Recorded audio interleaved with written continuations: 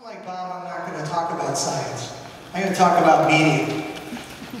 From the Newhouse School, our specialty being media. What I did is we started an Entrepreneurship Center at Newhouse. I'm going to give you a recap of some of the things we do that might be available to you, as well as things that just give you an update of where we are and where we're going. So I'm going to do a little bit of reading the slides, which I usually tell my students don't do, but that's what I'm going to do here. So what we do is courses, coaching and consulting, and then connections. And that means, because I'm a believer in business as a contact sport.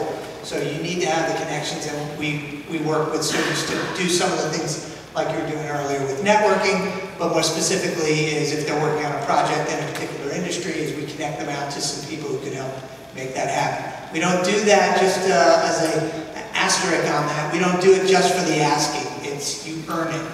If you're working on something that's worthwhile, beyond an idea, beyond a concept, to actual, a thing, a prototype, a business, etc., we then make those kinds of connections out to the Newhouse network, to people that are in the industry that we have connections to through our Newhouse contacts, as well as through trips and other things that we do. Let me talk to you a little bit about the courses. And two of these are new. One credit courses. All of these courses we provide through the center and are available to all students across campus. That's often not the case with a lot of the Newhouse courses. But in the case of ours, they're open to all students. We're focused on media, but if you have a business that's not about media, some of these same kinds of things apply. Entrepreneurial thinking. I don't know if anybody is familiar with the work of Sarah Saravanthi from the University of Virginia, and she talks about the 5 things that entrepreneurs do for success. And where you have a brand new 1 credit course on that. It'll be, all 3 of these 1 credit courses are going to be spring and fall, Thursday night, long class, 6:30 to 9, I like night classes. So it fits more people's schedule, I hope. And it's one right after the other. It's 5 weeks, 5 weeks, 5 weeks, or 6 weeks, 6 weeks, 6 weeks. I can't remember how it breaks out yet. But entrepreneurial thinking. And then the second part of the semester is new ventures in media. I like to refer to it as the 5 types of startups. I think there's a lack of understanding of the different kinds of startups. Do you have a lifestyle business? Is it a small business? Is it one of these high-growth, high-scale digital businesses? Is it an idea that might spin out of a large business? Or is it a social venture? And each of those have different sources of funding, different ways you measure it as successful, et cetera, et cetera. And then the last one we do is we then really focus down into those high-scale, high-tech digital businesses and how to use some of the concepts in Lean. And I know John and others that are around this room have been using these things, including business modeling, or business model generation, I should say, and other concepts like that. So those are the 3 1-credit courses. Do a really fun course. I would encourage anybody who's interested in the future of digital media. Is we do trend spotting. We look for tremors in today's world that might give an indication of where things are going with digital media out 20, 30, 40 years. And invariably at the end of the class, the students will say, well, this probably won't happen for a while, and another student will respond. But based on how fast things are coming right now, that might actually happen in 5 or 10 years. When they're thinking and projecting that it might be out 20 or 30 years. Really fun, interesting class. And then New Media Entrepreneurship is in the spring. So the trend spotting class is in the fall, but the New Media Entrepreneurship class is in the spring. We're doing it now. For those, it's not for the faint of heart. 45% of the grade is determined by the investors I invite to the last class, and every one of the teams pitch. And I know Carrie's here and has been through that big gulp moment, where I have to get up in front and pitch to the investors, and then they grade you, and 45% of your grade is based on that pitch to the investors. And by the way, those guys pulled a rabbit out of the hat, because I was telling you guys, I was very impressed at how you came through at the end.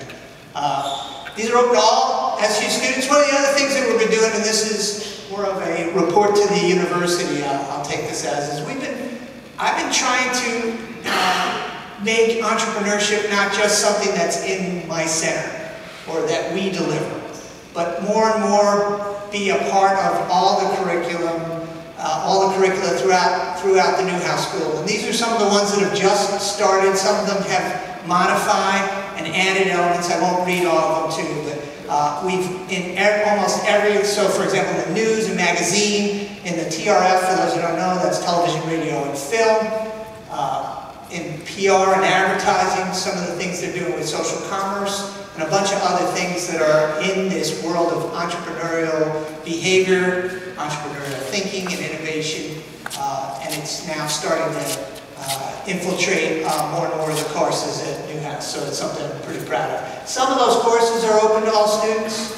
If it's something that you see and you really like to take it, I've sort of been working over some of the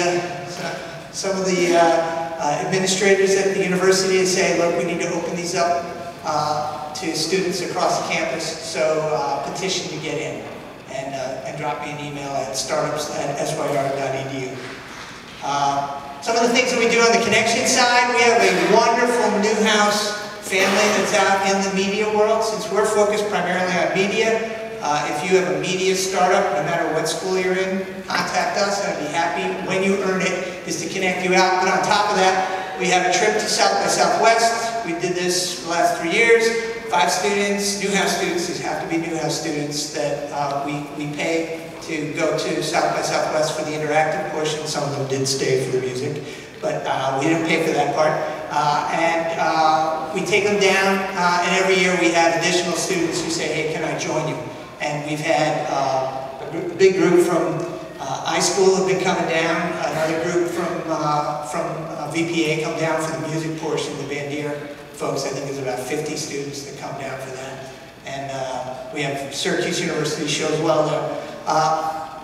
I'm not going to go through all of them, but I'll highlight the Student Startup Madness, which is I think we just gone through the NCAA tournament, and I know we had a sad ending in some ways, but also one that we should be awfully proud of, with our SU Orangemen getting to the Final Four. But what Student Startup Madness is an NCAA-type tournament for startups. So a VC friend of mine says it's bracketology for startups.